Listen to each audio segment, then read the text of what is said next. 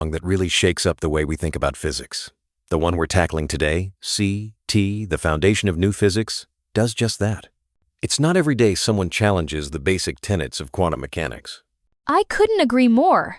What's wild about this is that it takes the familiar double slit or edge diffraction patterns, stuff we've all seen in textbooks, and claims it's not about wave interference at all. Instead, it's something called ordered torsional reflection. That alone is enough to grab anyone's attention. Exactly. That's a pretty bold move. These patterns have been the classic evidence for wave behavior in light. But the fractal unified theory from Trajan and his team says we've been interpreting those patterns the wrong way for decades. Yeah, and what really caught my eye is how they back up their claim not just a new theory but actual experimental evidence. They put the classic wave explanation on trial and, honestly, the results are surprising. So, let's break down what they actually did. Instead of just repeating classic diffraction experiments, they introduced this new variable, torsional rigidity, or CT. I hadn't even heard of applying that to light experiments before. Same here, and what's clever is the way they designed it. The team fixed a stainless steel blade above a metallic mirror, then swapped the mirror material between copper and stainless steel. That way, the only big difference was the CT value, how resistant each material is to twisting. Right. By keeping everything else constant and just switching the CT, they were able to isolate whether this property had any real impact on the diffraction pattern. It's a smart setup. And honestly, that approach is what good science looks like, changing just one key variable to see what happens. The results were anything but expected. So here's where things got really interesting. In the copper and inox system, where there's a big difference in CT, they rotated a polarizing filter after the DSE edge and saw a selective extinction of the fringes. But it wasn't at the usual spots you'd expect from classic wave theory. Yeah, the textbook answer would be that extinction happens at 90-degree filter rotation, so either at 12 or 6 o'clock. But in their experiment, the maximum extinction popped up at the 4 o'clock and 10 o'clock positions. That's a 30-degree twist from what the classical theory predicts. That shift is huge, because it suggests the material isn't just passively letting the light through, it's actually rotating the polarization, almost like the light is being twisted as it passes. And that rotation is directly tied to the difference in torsional rigidity between the materials. What surprised me most is how consistent that effect was. Every time there was a big CT difference, the polarization rotated by about 30 degrees. That's not a subtle deviation.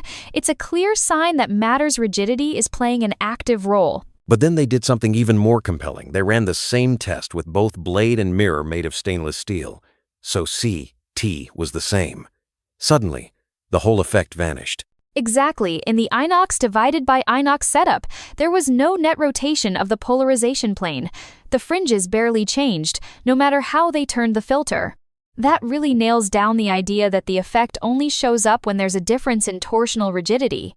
And that means it's not the diffraction process itself causing the extinction or the rotation. It's the specific mechanical property, CT, at work here.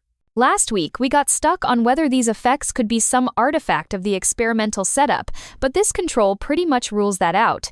It points straight at torsional mechanics as the culprit.